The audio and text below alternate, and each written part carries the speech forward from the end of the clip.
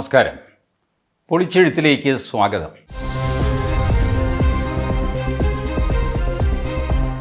Santiago Martin, ഈ പേര് ഇപ്പോൾ എത്ര പേര് ഓർക്കുന്നുണ്ട് എന്നെനിക്കറിയില്ല.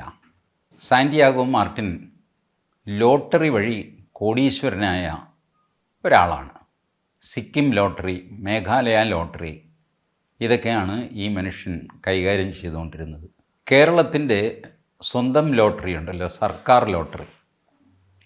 ഈ ലോട്ടറിക്ക് സാന്റിയാഗോ മാർട്ടിൻ്റെ ലോട്ടറി വലിയൊരു പാരയായിട്ട് തീർന്നു. അന്ന് അച്യുതാനന്ദൻ്റെ ഭരണകാലമാണ്. തോമസ് ഐസക്ക് ക്ഷുഭിതനായി സാന്റിയാഗോ മാർട്ടിൻ്റെ ലോട്ടറി, സിക്കിം ലോട്ടറി കേരളത്തിൽ നിരോധിക്കണമെന്നായി. കേസായി, പുലിവാലായി, എന്തുവായിക്കോട്ടെ, അത് അതിൻ്റെ പാട്ടിന്. അങ്ങനെ സാന്റിയാഗോ മാർട്ടിൻ ഒരു വിവാദ നായകനായിട്ട് കേരളത്തിൽ നിന്നു. ആരും ഇന്ന് വരെ സാന്റിയാഗോ മാർട്ടിനെ കണ്ടിട്ടൊന്നുമില്ല. അദ്ദേഹം പൊതുരംഗത്ത് പ്രത്യക്ഷപ്പെട്ടിട്ടുമില്ല. ഇങ്ങനെയുള്ള ആൾക്കാർ പ്രത്യക്ഷപ്പെടാനും പോകുന്നില്ല. മാർക്സിസ്റ്റ് പാർട്ടി വലിയ യുദ്ധം സാന്റിയാഗോ മാർട്ടിനുമായിട്ട് പ്രഖ്യാപിച്ച സമയത്താണ് സാന്റിയാഗോ മാർട്ടിൻ്റെ കയ്യിൽ നിന്ന് 2 കോടി രൂപ ദേശാഭിമാനി വാങ്ങിച്ചു എന്ന് പറഞ്ഞിട്ട് മാതൃഭൂമിയിൽ വാർത്ത വരുന്നത്. ദേശാഭിമാനിയുടെ ജനറൽ മാനേജർ അന്ന് EP ജയരാജനാണ്. EP ജയരാജൻ്റെ കൂടപ്പിറപ്പാണല്ലോ വിവാദങ്ങൾ. ജയരാജൻ വീണ്ടും വിവാദത്തിൽപ്പെട്ടു. 2 കോടി രൂപ വാങ്ങിയതാണ്, അത് ഡെപ്പോസിറ്റാണ്, അതിന് പലിശ കൊടുക്കും. അപ്പോൾ അടുത്ത ചോദ്യം വന്നു, ദേശാഭിമാനി എന്താ ബാങ്കാണോ ഡെപ്പോസിറ്റ് വാങ്ങിയിട്ട് പലിശ കൊടുക്കാൻ? അല്ല, അത് ലോൺ എടുത്തതാണ്. ലോൺ നിങ്ങൾക്ക് ബാങ്കിൽ നിന്ന് ലോൺ എടുക്കാമല്ലോ, എന്തിന് സാന്റിയാഗോ മാർട്ടിനിൽ നിന്ന് വാങ്ങിച്ചു? ചുരുക്കി പറഞ്ഞാൽ സാന്റിയാഗോ മാർട്ടിന് മാർക്സിസ്റ്റ് പാർട്ടിയുമായിട്ട് രഹസ്യമായൊരു ബാന്ധവമുള്ളതായിട്ടും പുറത്ത് വലിയ അടിപിടിയൊക്കെ കാണിക്കുന്നേ ഉള്ളൂ എന്നും ഈ സംഭവം തെളിയിച്ചു. പിന്നീട് ദേശാഭിമാനി 110 ന്യായീകരണങ്ങളൊക്കെ നിർത്തി കുറച്ച് കാലം കഴിയുമ്പോൾ ആൾക്കാർ വിടുമല്ലോ. അപ്പോഴത്തേക്ക് പുതിയ ഇഷ്യൂ വന്നു, അതിൻ്റെ പിന്നാലെ പോയി. അങ്ങനെ പോയി സാന്റിയാഗോ മാർട്ടിൻ വിസ്മൃതിയിലായി. പക്ഷേ സാന്റിയാഗോ മാർട്ടിനെ മലയാളികൾ മറന്നെങ്കിലും സാന്റിയാഗോ മാർട്ടിൻ സ്വയം മറക്കുന്ന ആളല്ല. സാന്റിയാഗോ മാർട്ടിൻ്റെ പേരിൽ മേഘാലയ പോലീസ് ഒരു കേസ് രജിസ്റ്റർ ചെയ്തു. മേഘാലയ ലോട്ടറി സാന്റിയാഗോ മാർട്ടിൻ പുറംവാതിലിലൂടെ കൈക്കലാക്കി. അങ്ങേര് വിചാരിച്ച പോലെയാണ് മേഘാലയ ലോട്ടറി ഇപ്പം നടക്കുന്നത്. എൻഫോഴ്സ്മെൻറ്റ് ഡയറക്ടറേറ്റിന് ഈ കേസ് റെഫർ ചെയ്തു. അവർ 22 ഓഫീസുകൾ റെയ്ഡ് ചെയ്തു. ഫ്യൂച്ചർ ഗെയിമിംഗ് എന്നാണ് സാന്റിയാഗോ മാർട്ടിൻ്റെ കമ്പനിയുടെ പേര്, ഫ്യൂച്ചർ ഗെയിമിംഗ്. ഇതിൻ്റെ 22 ഓഫീസുകൾ റെയ്ഡ് ചെയ്തു. ശരിക്ക് future gaming and hotel services private limited, ഇതാണ് കമ്പനിയുടെ പേര്. 12.41 കോടി രൂപ ക്യാഷായിട്ട് അവരുടെ കയ്യിൽ നിന്ന് പിടിച്ചെടുക്കുകയും ചെയ്തു. ഇത് കൂടാതെ ഒരുപാട് ലാപ്ടോപ്പ് സംഗതികൾ എല്ലാം, ഒരു 12 ഇനം ഇലക്ട്രോണിക് ഡിവൈസസ് സാന്റിയാഗോ മാർട്ടിൻ്റെ പല ഓഫീസുകളിലായിട്ട് അവർ സീസ് ചെയ്തു, പിടിച്ചെടുത്തു. ഇതിൽ 17 mobile phone, mostly with dual SIM. ഇപ്പോൾ ഡ്യുവൽ സിമ്മുള്ള 17 മൊബൈൽ എന്ന് പറഞ്ഞാൽ 34 കണക്ഷനാണ് mobile. Hard disk of computer with data dumps. കമ്പ്യൂട്ടറിൻ്റെ ഹാർഡ് ഡിസ്ക് ED എടുത്തുകൊണ്ട് പോയി. ഡാറ്റ ഡംപുള്ള കമ്പ്യൂട്ടറാണത്. എനിക്ക് തോന്നുന്നത് ഹെവി ഡാറ്റ ഡംപ് ചെയ്യാവുന്ന കമ്പ്യൂട്ടറായിരിക്കണം. Pen drive, backup of some emails seized from Martin. Santiago Martin അയച്ചതും വന്നതുമായ മെയിലുകളിലേക്ക് ബാക്കപ്പ് എടുത്തു. അതുകൂടാതെ അദ്ദേഹം കുടുംബാംഗങ്ങളുമായിട്ട് നടത്തിയ ഇമെയിൽ, സ്റ്റാഫ് അംഗങ്ങൾക്ക് കൊടുത്ത ഇമെയിൽ, ഇതിൻ്റെ എല്ലാം ബാക്കപ്പും ഒക്കെ എടുത്തു.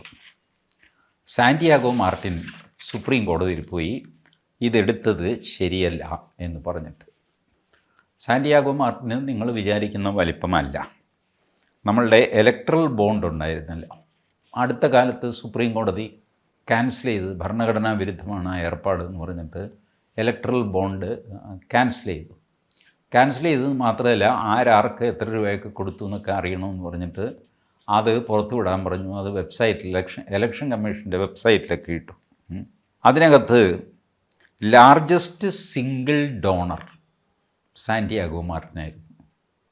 നിങ്ങൾ വിചാരിക്കുന്ന പോലെ അഡാനിയോ അംബാനിയോ ടാറ്റായോ ബിർളായോ ഗോയങ്കയോ ഇവരൊന്നുമല്ല.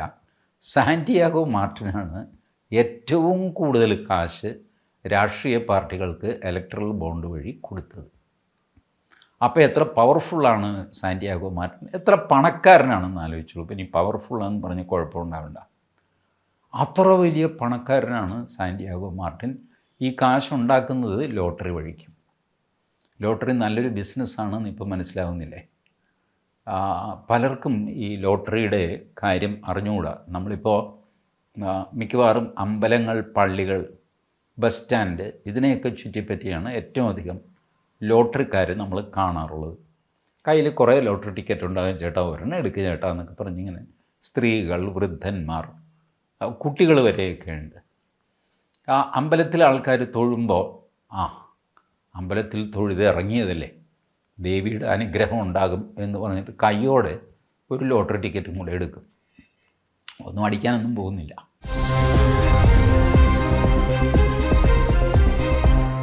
കേരളത്തിൽ ഞാൻ ഈ ലോട്ടറി വിൽപ്പനക്കാരിൽ 1-2 പേരോട് സംസാരിച്ചു, എങ്ങനെയുണ്ട് ചേട്ടാ നിങ്ങളുടെ വരുമാനം, ദിവസം ഒരു ടിക്കറ്റ് വിറ്റാൽ നിങ്ങൾക്ക് എന്ത് കിട്ടും? അപ്പോൾ ആ ചേട്ടൻ പറഞ്ഞു, ശരാശരി ഒരു 5 രൂപ, പല രീതിയിലുള്ള ടിക്കറ്റുകളാണല്ലോ, ശരാശരി ഒരു 5 രൂപ കിട്ടും. അപ്പോൾ ഞാൻ പറഞ്ഞു, ഒരു 200 ടിക്കറ്റ് ഒരു ദിവസം വിറ്റാൽ ചേട്ടന് കുടുംബം നടത്തിക്കൊണ്ട് പോകാൻ പറ്റുള്ളൂ. അതായത് ഒരു 1000 രൂപ പെർ ഡേ. 1000 രൂപ വേണമല്ലോ ഒരു മിഡിൽ ക്ലാസ്, ഒരു ലോവർ മിഡിൽ ക്ലാസ് കുടുംബം നടത്തിക്കൊണ്ട് പോകണമെങ്കിൽ ഇന്നിപ്പോൾ ഒരു ദിവസം 1000 രൂപയെങ്കിലും ആകും. 30,000 രൂപ ഒരു മാസം. ഇപ്പോൾ 200 ടിക്കറ്റ് വിറ്റാലേ 1000 രൂപ ആകുള്ളൂ. അതിൻ്റെ കൂടെ ഈ ചേട്ടൻ്റെ ചിലവുണ്ട്, ചായ കുടിച്ചു, ഉച്ചയ്ക്ക് ഭക്ഷണം കഴിച്ചു, ഇതൊക്കെ ഉണ്ട്. എന്ത് വാങ്ങിക്കോട്ടെ, 200 ടിക്കറ്റെങ്കിലും വിൽക്കണം. അപ്പോൾ പുള്ളിക്ക് ദേഷ്യവും നിരാശയൊക്കെയാണ്. 200 കുന്തം കാട്ടി 60 ടിക്കറ്റ് വിറ്റാൽ മതി എന്ന് പറഞ്ഞാൽ ഞാനിരിക്കുന്നു. 60 ടിക്കറ്റിന് 300 രൂപ കിട്ടും ഈ ചേട്ടന് ഒരു ദിവസം. ജസ്റ്റ് 300 രൂപ. എന്നിട്ട് ആ മനുഷ്യൻ ഇതിൽ നടക്കുന്ന കള്ളത്തരങ്ങൾ പറഞ്ഞു. അദ്ദേഹം പറഞ്ഞു, നിങ്ങൾ ഈ പത്രത്തിൽ വരുമല്ലോ, 5 കോടിയുടെ സമ്മാനം മുണ്ടയ്ക്കൽ സുകുമാരന് കിട്ടി, മംഗലാപുരത്ത് കിട്ടി എന്നൊക്കെ പറഞ്ഞു തരും. അതിന് താഴത്തേക്കുള്ളതോ അത് പലപ്പോഴും ആർക്കും കിട്ടാറില്ല. 5000 രൂപ, 10,000 രൂപ ഇങ്ങനത്തെ സമ്മാനങ്ങൾ കിട്ടണ്ടേ? ഇങ്ങനെ പറയുന്നത് ഇങ്ങനത്തെ ചെറിയ ചെറിയ സമ്മാനങ്ങൾ അവിടെ കിട്ടി ഇവിടെ കിട്ടി എന്നൊക്കെ പറയുമ്പോഴാണ് ആൾക്കാർക്ക് കൂടുതൽ, എന്നാൽ പിന്നെ ഞാനും എടുക്കാം എന്ന് തോന്നലുണ്ടാകും. ഇത് നമ്മുടെ അടുത്ത അയൽവക്കത്തെങ്ങും ആർക്കും ലോട്ടറി അടിക്കുന്നില്ല. അങ്ങനെ ഇരുന്നപ്പോഴാണ് ഒരു സുകുമാരന് 5 കോടി അടിച്ചു. അയാൾക്കും സന്തോഷം, നമുക്കും സന്തോഷം, വിരോധമൊന്നുമില്ല. പക്ഷേ ഈ 5000 രൂപ, 10,000 രൂപ, 20,000 രൂപ ഇതുപോലത്തെ സമ്മാനങ്ങളുണ്ടല്ലോ, ഇതൊക്കെ അവിടെ ഇവിടെ അടിക്കുന്നു എന്ന് കേൾക്കുമ്പോഴാണ് നമുക്കൊരു ടിക്കറ്റ് എടുക്കാൻ തോന്നുക. അതല്ലെങ്കിൽ പിന്നെ അമ്പലത്തിൽ നിന്ന് ഇറങ്ങി വരുമ്പോഴും. അതുകൊണ്ടാണ് അമ്പലം കേന്ദ്രീകരിച്ച് വലിയ ടിക്കറ്റ് വിൽപ്പന നടക്കുന്നത്. അപ്പം മറ്റ് രീതിയിൽ 5000, 10,000, 15,000 രൂപയുടെയൊക്കെ സമ്മാനങ്ങൾ ഇപ്പോൾ കൊടുക്കുന്നില്ല പോലും. ഇദ്ദേഹം പറഞ്ഞുള്ള അറിവേ എനിക്കുള്ളൂ. ഞാൻ ഇതിൻ്റെ ഡാറ്റ കളക്ട് ചെയ്യാനൊന്നും പോയിട്ടില്ല, എൻ്റെ കയ്യിലില്ല തന്നെ. പലപ്പോഴും നമ്മളിത് ശ്രദ്ധിക്കാറില്ല. കേരള ലോട്ടറി ഫലം എന്ന് പറഞ്ഞ് പത്രത്തിൽ വരും, നമ്മൾ ആ പേജ് അങ്ങ് മറിക്കും. അഥവാ നമ്മളൊരു ടിക്കറ്റ് എടുത്തിട്ടുണ്ടെങ്കിൽ നമ്മുടെ നമ്പർ ഉണ്ടോ എന്ന് നോക്കും, ഇല്ല, ഉണ്ടാവില്ല എന്ന് നമുക്കറിയാമെന്ന് കിട്ടും. അപ്പോൾ ഈ 5000, 10,000, 20,000 രൂപയുടെയൊക്കെ ഈ ടിക്കറ്റുകൾ സമ്മാനം കിട്ടാതെ അങ്ങനെ പോവുകയാണ്. ആ കാശ് സർക്കാരിലേക്ക് പോവുകയല്ലേ, അതോ ആരുടെ കയ്യിൽ പോകുന്നു? ഈ ടിക്കറ്റിൻ്റെയൊക്കെ ഏജൻറ്റിന് പോവുകയാണോ? ഇതിലിവർ പറയുന്നു കമ്പ്യൂട്ടർ വെച്ചിട്ടാണ് ഞങ്ങൾ ചെയ്യുന്നത്. കമ്പ്യൂട്ടർ വെച്ചു എന്ന് ചോദിച്ചാൽ കമ്പ്യൂട്ടറിലാണ് കള്ളത്തരം കാണിക്കാൻ ഏറ്റവും എളുപ്പം. സാധാരണ രീതിയിൽ നമ്മളൊരു ഭരണിക്കകത്ത് ഈ പെറുത്ത് നമ്പർ ഇട്ടിട്ട് അതിൽ നിന്ന് കൈയിട്ടൊരെണ്ണം എടുത്തു കഴിഞ്ഞാൽ എല്ലാവർക്കും കാണാം, അതിനകത്ത് കള്ളത്തരമൊന്നും കാണിക്കാൻ പറ്റില്ല. ബട്ട് കമ്പ്യൂട്ടറിൽ കള്ളത്തരം കാണിക്കാൻ ഏറ്റവും നല്ല യന്ത്രം കമ്പ്യൂട്ടറാണ്. കമ്പ്യൂട്ടർ വെച്ചാണ് ഫലപ്രഖ്യാപനം. ദൈവത്തിനറിയാം ആ കമ്പ്യൂട്ടറിൽ എന്തൊക്കെ കാണിക്കുന്നു, എന്തൊക്കെ ചെയ്യുന്നു എന്നുള്ളത്. അപ്പോൾ ഈ രീതിയിൽ ലോട്ടറിയിൽ ഭീകരമായിട്ട് നിങ്ങൾക്ക് തട്ടിപ്പ് നടത്താം, ഭീകരമായിട്ട് കാശുണ്ടാക്കാം. അങ്ങനെ ഉണ്ടാക്കിയ ആളായിരുന്നിരിക്കണം ഈ സാന്റിയാഗോ മാർട്ടിൻ. അതുകൊണ്ടാണല്ലോ മേഘാലയ പോലീസ് അങ്ങേരെ പിന്തുണയ്ക്കുകയും കേസാക്കുകയും പിടിക്കുകയൊക്കെ ചെയ്തത്. ബട്ട് ഈ സാന്റിയാഗോ മാർട്ടിൻ ഇലക്ട്രൽ ബോണ്ട് വഴി കൊടുത്തത് 1368 കോടി രൂപയാണ്. 1368. അത് 5 വർഷം കൊണ്ടാണ് കേട്ടോ. 2019 മുതൽ 2014നും 2019നും ഇടയ്ക്ക് ആണ് 1368 കോടി രൂപ ഇലക്ട്രൽ ബോണ്ട് വഴി കൊടുത്തിരിക്കുന്നത്. ഇതാർക്കൊക്കെ എത്ര കൊടുത്തു എന്നും ഉണ്ട് കേട്ടോ. Trinamool Congress was it's biggest beneficiary at rupees 540 crore. 542 കോടിയാണ് മമതാ ദീദിക്ക് കൊടുത്തത് ഇലക്ട്രൽ ബോണ്ട് വഴി. അല്ലാതെ നിങ്ങൾ വിചാരിച്ച പോലെ നരേന്ദ്രമോദിക്കൊന്നും അല്ല. 1ാം സ്ഥാനം മമതാ ദീദിക്കാണ്. രണ്ടാമത്തത് DMK came A close second at rupees 503 crore. 503 കോടി രൂപ DMKക്ക്. എല്ലാവരും ബഹളം വെച്ച് നരേന്ദ്രമോദി, അമിത്ഷാ ഇവർ കാശടിച്ച് മാറ്റി ഇലക്ട്രൽ ബോണ്ട് വഴി ഹൂ എന്നൊക്കെ പറഞ്ഞിട്ട് പേര് വന്നപ്പോൾ ഉണ്ടല്ലോ, മമതാ ബാനർജിയാണ് 542, തൊട്ട് പിന്നാലെ 503 നമ്മുടെ സ്റ്റാലിൻ നിൽക്കുന്നു. എന്നാൽ ശരി, 3ാം സ്ഥാനത്തെങ്കിലും നമ്മുടെ ഈ കാർന്നൂർ വരണ്ടേ? ആര്? നരേന്ദ്രമോദി. ഇല്ല. 3ാം സ്ഥാനം YSR കോൺഗ്രസ് 154 കോടി രൂപ. നല്ല നേരം നോക്കി കഞ്ഞി കുടിക്കുന്ന ഒരു രാഷ്ട്രീയ പാർട്ടിയാണ് YSR കോൺഗ്രസ്. അവർക്ക് 154 കോടി രൂപ. BJPക്ക് 100 കോടി. ഈ മീശക്കൊമ്പന്മാർ നമ്മുടെ നരേന്ദ്രമോദി, അമിത്ഷാ, രാജ്നാഥ് സിംഗ്, ഗഡ്കരി, രാജ്യം ഭരിക്കുന്ന പാർട്ടി കാര്യമൊക്കെ ശരി, 100 കോടിയേ കിട്ടിയുള്ളൂ. അതായത് മമതാ ബാനർജിക്ക് കിട്ടിയതിൻ്റെ 5-1. 5-1 മുഴുവനില്ല. 524ൻ്റെ 5-1 എടുത്തു കഴിഞ്ഞാൽ 100-ൽ ഇച്ചിരി കൂടുതൽ വരണമല്ലോ. 100 ഉള്ളൂ. ഇതാണ് സാന്റിയാഗോ മാർട്ടിൻ.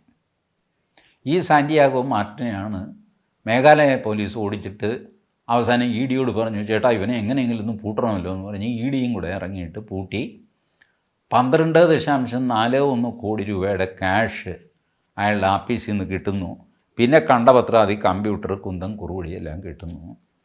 ഇതൊന്നും പിടിച്ചെടുക്കാൻ പാടില്ലായിരുന്നു എന്ന് പറഞ്ഞിട്ട് ഈ സാന്റിയാഗോ മാർട്ടിൻ സുപ്രീം കോടതിയിൽ വരുന്നു. സുപ്രീം കോടതിയിലാണ് അടുത്ത നാടകം. സുപ്രീം കോടതി എന്ത് ചെയ്തു? ഇതിൻ്റെ മെറിറ്റിലേക്കൊന്നും പോയില്ല. കേന്ദ്ര എൻഫോഴ്സ്മെൻറ്റിന് നോട്ടീസ് അയക്കുക, അതൊക്കെ ഇരിക്കട്ടെ, നോട്ടീസ് അയച്ചോളൂ. പക്ഷേ issue an ex parte ad interim order. Ex parte ad interim, ex parte ഓർഡറാണ്. മറ്റേ ആളെ എൻഫോഴ്സ്മെൻറ്റ് ഡയറക്ടറേറ്റിനെ കേട്ടിട്ടേയില്ല. അവർ കേൾക്കാതെ സാന്റിയാഗോ മാർട്ടിൻ്റെ ഭാഗം മാത്രം കേട്ടിട്ട് എക്സ് പാർട്ടി ഇൻറ്ററിം ഓർഡർ, ഇടക്കാല ഉത്തരവ്, എക്സ് പാർട്ടിയാണ്. ആ ഉത്തരവിൽ പറഞ്ഞിരിക്കുന്നത് EDയോട് not to access and copy the contents of mobile phone. Mobile ഫോണിൽ നിന്ന് കോപ്പി എടുക്കുകയോ ആ മൊബൈൽ ഫോണിലെ കണ്ടൻറ്റ് ആക്സസ് ചെയ്യുകയോ ചെയ്യരുത്.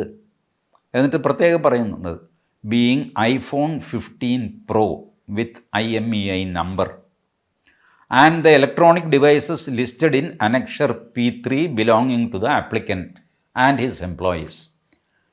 ഈ Annexure P3 എന്ന് പറഞ്ഞാൽ ഞാൻ നേരത്തെ പറഞ്ഞ ലിസ്റ്റ്, 17 തരം സാധനങ്ങളുടെ വലിയ list, computer, hard disk, mobile phone, laptop, അത് ഇത് അല്ല. ഈ പറഞ്ഞ ഈ പ്രതി ഹാജരാക്കിയ ലിസ്റ്റ് പ്രകാരമുള്ള ഓരോറ്റ സാധനം തൊട്ടുപോകരുത്, ആക്സസ് ചെയ്യരുത്, കോപ്പി ചെയ്യരുത്. സുപ്രീം കോടതിയുടെ ഉത്തരവാണ്. അടുത്തത്, issue an ex parte ad interim order staying the effect of operation of summons issue to the applicant. Santiago മാർട്ടിന് കൊടുത്ത സമൻസ് അതും സ്റ്റേ ചെയ്തു. ചുരുക്കി പറഞ്ഞാൽ മൊത്തം അന്വേഷണം സുപ്രീം കോടതി അങ്ങ് സ്റ്റേ ചെയ്തു. ഇതിൽ താല്പര്യമുള്ള മറ്റ് പല കക്ഷികളുണ്ട്. ഇത്തരം പെറ്റീഷൻസ് ഒരുപാട് സുപ്രീം കോടതിയിൽ കിടപ്പുണ്ട്.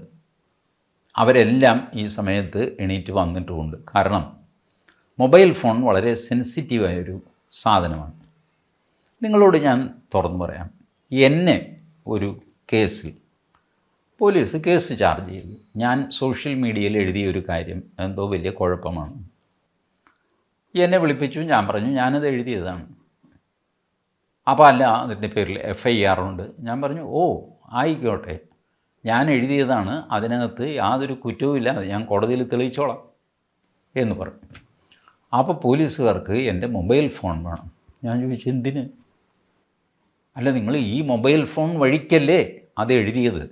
ഞാൻ പറഞ്ഞു അതെ, അതുകൊണ്ട് എൻ്റെ ഫോൺ പിടിച്ചിട്ടുണ്ടെങ്കിൽ കാര്യം എന്താ? ഞാൻ ഈ എഴുതിയത് ഞാനല്ല എന്ന് പറയുന്നില്ല, എഴുതിയത് എഴുതിയില്ല എന്ന് പറയുന്നില്ല, എഴുതിയത് ഞാൻ ഡിലീറ്റ് ചെയ്തിട്ടില്ല. പിന്നെ നിങ്ങൾക്ക് എൻ്റെ ഫോൺ എന്തിനാ? അതിൻ്റെ ആവശ്യമില്ലല്ലോ. ബട്ട് പോലീസിന് ഫോൺ വേണം. ഞാൻ ഹൈക്കോടതിയിൽ പോയി. ഹൈക്കോടതി പറഞ്ഞു അയാളുടെ ഫോണൊന്നും പിടിച്ചെടുക്കാൻ നിങ്ങൾക്ക് അവകാശമില്ല. കാരണം ഒരാൾക്കെതിരായ തെളിവ് അയാൾ തന്നെ ഹാജരാക്കണം എന്ന് പോലീസിന് പറയാൻ സാധ്യമല്ല. TG മോഹൻദാസിനെതിരെ TG മോഹൻദാസ് തന്നെ മൊഴി കൊടുക്കണം എന്ന് പോലീസ് പറയാൻ പാടില്ല.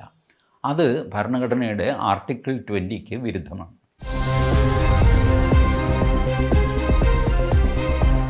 പ്രധാന പ്രശ്നം നിങ്ങൾ നോക്കൂ, നമ്മുടെ മൊബൈൽ എന്ന് പറഞ്ഞു കഴിഞ്ഞാൽ പോലീസിന് വേണ്ട വിവരങ്ങൾ അതിൻ്റെ ചെറിയൊരു ഭാഗം മാത്രമായിരിക്കും.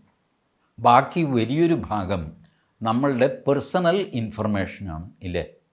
നമ്മളുടെ ബാങ്കിലെ ഡീറ്റെയിൽസ് ഉണ്ട്, പാൻ കാർഡുണ്ട്, ആധാർ കാർഡുണ്ട്, ഇലക്ഷൻ ID കാർഡുണ്ട്, ഞാൻ എൻ്റെ സുഹൃത്തുക്കൾക്ക് അയച്ച മെസ്സേജുകളുണ്ട്, അവരെനിക്ക് അയച്ചു തന്ന ഫോട്ടോയുണ്ട്, ഇതിൽ നാട്ടുകാർ കാണേണ്ടതും കാണാൻ പാടില്ലാത്തതും ഒക്കെയായ പലവിധ ചിത്രങ്ങളുണ്ട്, ശബ്ദ സന്ദേശങ്ങളുണ്ട്. ഇതൊക്കെ എൻ്റെ സ്വകാര്യതയാണ്. സീക്രട്ടൽ രഹസ്യമൊന്നും ആയിരിക്കില്ല. ഞാനിപ്പോൾ ആരെയും ബോംബ് വയ്ക്കാനോ ഇതിനൊന്നും പ്ലാൻ ചെയ്യുന്നൊന്നുമില്ല. പക്ഷേ പ്രൈവറ്റ് എന്ന് പറഞ്ഞൊരു സാധനമുണ്ടല്ലോ, നമ്മളുടെ ബെഡ്റൂം നമ്മളുടെ പ്രൈവറ്റ് സ്പേസാണ്. അവിടെ പോലീസിന് കയറാമോ? നിങ്ങളൊരു ക്രൈം നടന്നു ബെഡ്റൂമിൽ ആണെങ്കിൽ നിങ്ങൾക്ക് കയറാം. അതേസമയം റോഡിൽ ഞാൻ ഒരുത്തനുമായിട്ട് തല്ലുകൂടി ബഹളം വെച്ചു, ആടിപിടി കച്ചറയായി, എന്നെ പോലീസ് പിടിച്ചുകൊണ്ട് പോകുന്നു. എന്നെ സ്റ്റേഷനിലിരുത്തിയിട്ട് എൻ്റെ വീട് കയറി ബെഡ്റൂം കയറി പരിശോധിക്കേണ്ട കാര്യം എന്താ പോലീസിന്? ഒരു കാര്യവുമില്ല. എൻ്റെ മൊബൈൽ ഫോൺ പിടിച്ചെടുക്കുന്നതിന് ഒരു കാര്യവുമില്ല. ഞാൻ റോഡിൽ അടിയുണ്ടാക്കി എന്നുള്ളത് സത്യം. അതിൻ്റെ പേരിൽ ഞാൻ അടിച്ചവനും എന്നെ അടിച്ചവനും ഒക്കെ സ്റ്റേഷനിലുണ്ട്. നിങ്ങൾ രണ്ടുപേരെയും പിടിച്ചു വെച്ചിട്ടുണ്ട്. അടിപിടിയുടെ കേസ് ചാർജ് ചെയ്യുക, അതിൻ്റെ പ്രൊസീഡിങ്സ് എന്താണെന്ന് വെച്ചാൽ ചെയ്യാം. കോടതിയിൽ കൊണ്ടുപോയി റിമാൻഡ് ചെയ്യുകയോ എന്ത് വേണമെങ്കിലും ചെയ്യാം എന്നെ. പക്ഷേ എൻ്റെ മൊബൈൽ പിടിച്ചെടുക്കാൻ പോലീസിന് അധികാരമില്ല എന്ന് ഞാൻ വിചാരിക്കുന്നു. സത്യമല്ലേ? കാരണം നമ്മളുടെ മൊബൈലിൽ ഇല്ലാത്ത ഇൻഫർമേഷൻ എന്താണിപ്പോൾ?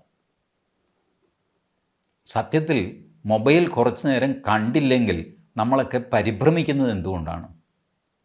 നമുക്ക് ഫോൺ ചെയ്യാൻ മുട്ടി നിന്നിട്ട് അതിൻ്റെ പരിഭ്രമമൊന്നും അല്ല. വാസ്തവത്തിൽ നമ്മളതിൽ സൂക്ഷിച്ചിരിക്കുന്ന ഒരുപാട് കാര്യങ്ങൾ നഷ്ടപ്പെട്ടു പോയോ എന്നുള്ള വേവലാതിയാണ്. ഞാൻ ഈ പറയുമ്പോൾ മറ്റു രീതിയിൽ ആലോചിക്കേണ്ട, അതിനകത്ത് അശ്ലീല ഫോട്ടോയുണ്ട് അതുകൊണ്ടാണ്, അങ്ങനെയൊന്നുമല്ല. ശ്ലീലാശ്ലീലങ്ങളൊക്കെ വിടുക. നമ്മളുടെ പ്രൈവറ്റായിട്ടുള്ള കാര്യങ്ങൾ, അത് ഇപ്പോൾ എൻ്റെ മെഡിക്കൽ റിപ്പോർട്ട്, ഷുഗർ, അത് ഇതൊക്കെ ചെക്ക് കുറച്ച് കൂടി കുറച്ച് കുറഞ്ഞു, ഞാൻ കഴിക്കുന്ന ഗുളിക, അത് ഇതൊക്കെ എൻ്റെ പ്രൈവറ്റ് വിവരമാണ്. അത് മൊബൈലിലുണ്ട്. അത് മറ്റൊരാൾ കാണാമോ? പാടില്ല. അയാൾക്ക് കാണേണ്ട കാര്യമില്ല. അതെൻ്റെ വ്യക്തിപരമായ കാര്യമാണ്. അപ്പോൾ മൊബൈൽ ഫോൺ പിടിക്കാൻ പോലീസിന് എവിടം വരെ അധികാരം കൊടുക്കണം? അതേസമയം ഞാൻ വലിയൊരു ക്രൈം ചെയ്തിരിക്കുന്നു, അതിനുവേണ്ടി പലരെയും വിളിച്ചിരിക്കുന്നു. വിളിച്ചോ വിളിച്ചില്ലെന്ന് ഉറപ്പ് വരുത്തണമെങ്കിൽ ഈ മൊബൈൽ ഫോണും വേണ്ടേ? വേണം. ഞാൻ കഴിഞ്ഞൊരു പൊളിച്ചെഴുത്തിൽ 111 വർഷത്തെ ശിക്ഷയുടെ ഒരു കേസ് പറഞ്ഞിരുന്നില്ല. അതിൽ ഒരു തെളിവായിട്ട് മൊബൈൽ ഫോണിലെ ചിത്രമാണ് കോടതി എടുത്തത്. ആ മൊബൈൽ ഫോൺ പോലീസ് പിടിച്ചെടുത്തതാണ് അയാളിൽ നിന്ന്, പ്രതിയിൽ നിന്ന്. പിടിച്ചെടുക്കണ്ടേ? എടുക്കണം. കാരണം അത് കേസിലെ തെളിവാണ്. അപ്പോൾ ഏത് കാര്യത്തിന് നിങ്ങളുടെ മൊബൈൽ ഫോൺ, കമ്പ്യൂട്ടർ ഇതൊക്കെ പിടിച്ചെടുക്കാം, ഏത് കാര്യത്തിന് പിടിച്ചെടുത്തുകൂടാ? ഇതിനൊരു ഗൈഡ് ലൈൻ വേണ്ടതല്ലേ? വേണ്ടതാണ്. ഇപ്പോൾ പോലീസുകാർ ചെയ്യുന്നത് എന്താ? ഇപ്പോൾ പോലീസുകാർ ചുമ്മാ നമ്മുടെ മൊബൈൽ ഫോൺ അങ്ങ് മേടിച്ചെടുക്കുകയാണ്. പലപ്പോഴും ബലം പ്രയോഗിച്ച് തന്നെ വാങ്ങിച്ചെടുക്കും. എന്തെങ്കിലും ഒരു കശവിശം ഉണ്ടായാൽ ആ മൊബൈൽ ഫോൺ ഇങ്ങ് തന്നെ എന്ന് പറയും പോലീസുകാരൻ. ഇല്ല, ആൾക്കാർ നമ്മളെന്തോ ഇത് കൊടുക്കാൻ ബാധ്യസ്ഥരാണ് എന്നുള്ള മട്ടിൽ കൊടുക്കുകയും ചെയ്യും. അൺലോക്ക് ചെയ്തതാ, ആ മൊബൈൽ അൺലോക്ക് ചെയ്ത് കൊടുത്തു. നോക്കൂ സാറേ, ഞാനൊന്നും ചെയ്തിട്ടില്ല എന്ന്. ഇയാൾക്കിത് നോക്കാനുള്ള അവകാശമില്ല എന്ന്. ആരെ ഈ പോലീസുകാരൻ നിങ്ങളുടെ മൊബൈൽ ഫോൺ പരിശോധിക്കാൻ? നമ്മളൊരു കോൾ വിളിച്ചിട്ടുണ്ടോയെന്നറിയാൻ നമ്മുടെ മൊബൈൽ ഫോൺ മാത്രമല്ല, വേറെ ഒരുപാട് മാർഗ്ഗങ്ങളുണ്ട് പോലീസിന്. അപ്പം നമ്മുടെ മൊബൈൽ ഫോണിൽ നമ്മളുടെ പ്രൈവറ്റായ വിവരങ്ങൾ ഒരുപാടുള്ള സ്ഥിതിക്ക് പോലീസിന് അത് പിടിച്ചെടുക്കാൻ അധികാരമില്ല എന്ന് ഞാൻ കരുതുന്നു. അധികാരമുള്ളത് അപൂർവം ചില സന്ദർഭങ്ങളിൽ മാത്രമാണ്. അല്ലാതെ വഴിയെ പോകുന്നതിൻ്റെ മൊബൈൽ ഫോണെല്ലാം പോലീസിന് പിടിച്ചെടുക്കാൻ, പരിശോധിക്കാം എന്നുള്ള നില അനുവദിക്കാൻ പാടില്ല. ബട്ട് ഈ കേസുകളൊക്കെ തെളിയുന്നത് എങ്ങനെയാണ് പിന്നെ? അപ്പോൾ മൊബൈൽ ഫോൺ ഇല്ലാത്ത കാലത്ത് എങ്ങനെ തെളിഞ്ഞു? ശരി, മൊബൈൽ ഫോൺ ഇല്ലാത്ത കാലത്തും കേസുകൾ തെളിഞ്ഞുകൊണ്ടിരുന്നു, ശിക്ഷയൊക്കെ കൊടുത്തുകൊണ്ടിരുന്നു. പക്ഷേ അതേ രീതിയിൽ ഇപ്പോഴും തുടരണം എന്ന് പറയുന്നത് ശരിയല്ല. ഇലക്ട്രോണിക് എവിഡൻസ് എന്ന പുതിയ സാധനം വന്നിരിക്കുന്നു. ഫോട്ടോ, വീഡിയോ ഇതെല്ലാം വന്നിരിക്കുന്നു. അപ്പോൾ അത് നമ്മളുടെ ഇപ്പോൾ ഭാരതീയ ന്യായ സംഹിത, അതിന് കൂടെ പുതിയ തെളിവ് നിയമവും വന്നല്ല. ആ തെളിവ് നിയമത്തിൽ ഇലക്ട്രോണിക് എവിഡൻസ് അക്സെപ്റ്റബിൾ ആക്കിക്കൊണ്ട് പുതിയ നിയമം വന്നിരിക്കുന്നു. ഇലക്ട്രോണിക് എവിഡൻസ് കോടതി എടുക്കണമെങ്കിൽ ഇലക്ട്രോണിക് പ്രൂഫ് വേണ്ടേ? വേണം. അതിന് മൊബൈൽ ഫോണോ ലാപ്ടോപ്പോ ഡെസ്ക്ടോപ്പോ എന്താണെന്ന് വെച്ചാൽ വേണം. അപ്പോൾ ഇത് വേണ്ട ചില കേസുകളുണ്ട്, വേണ്ടാത്ത ചില കേസുകളുമുണ്ട്. ഇപ്പോൾ സാന്റിയാഗോ മാർട്ടിൻ്റെ കാര്യത്തിൽ എൻഫോഴ്സ്മെൻറ്റുകാർ എന്ത് ചെയ്യും? ഇയാളുടെ ലാപ്ടോപ്പോ കമ്പ്യൂട്ടറോ മൊബൈൽ ഫോണോ ഒന്നും തുടരരുത് എന്ന് പറഞ്ഞാൽ എൻഫോഴ്സ്മെൻറ്റ് ഡയറക്ടറിന് പിന്നെ ഒന്നും ചെയ്യാൻ പറ്റില്ല. കാരണം കംപ്ലീറ്റ് റെക്കോർഡുകൾ ഇപ്പോൾ സൂക്ഷിക്കുന്നത് കമ്പ്യൂട്ടറിലാണ്, ലാപ്ടോപ്പിലാണ്, കുറേ അധികം മൊബൈലിലാണ്. അപ്പോൾ കള്ളപ്പണമോ സംഗതിയോ ഒക്കെ ട്രേസ് ചെയ്യണമെങ്കിൽ ഈ ഇലക്ട്രോണിക് ഡിവൈസസ് കോപ്പി ചെയ്യുകയും അതെടുത്ത് അനലൈസ് ചെയ്യുകയൊക്കെ ചെയ്താലല്ലേ പറ്റുള്ളൂ. അങ്ങനെയും പറ്റുള്ളൂ. പക്ഷെ ചെയ്യുമ്പോഴുള്ള കുഴപ്പം, ഇയാളുടെ പേഴ്സണൽ ഇൻഫർമേഷൻ അതിനകത്തുണ്ട്, അതുകൊണ്ട് എൻ്റെ പ്രൈവസിയുടെ ലംഘനമാണെന്ന് അയാൾ വാദിക്കുകയും ചെയ്യും. അപ്പോൾ റൈറ്റ് ടു പ്രൈവസിയും ക്രൈം ഇൻവെസ്റ്റിഗേഷനും എങ്ങനെ സുപ്രീം കോടതി ബാലൻസ് ചെയ്യും എന്നുള്ളതാണ് നമുക്കിനി കാണേണ്ടത്. ഇതിനൊക്കെ സുപ്രീം കോടതിയുടെ എളുപ്പവഴി അങ്ങ് സ്റ്റേ ചെയ്യുക തൽക്കാലം. അതാണിപ്പോൾ ചെയ്തിരിക്കുന്നത്, സ്റ്റേ ചെയ്തു. ഇനി ഇതിൻ്റെ മെറിറ്റിലേക്ക് പോകുമ്പോൾ സുപ്രീം കോടതി എന്ത് പറയും എന്ന് നമുക്ക് കാത്തിരുന്ന് കാണാം. പുതിയൊരു പൊളിച്ചെഴുത്തുമായി വീണ്ടും കാണാം. നമസ്കാരം.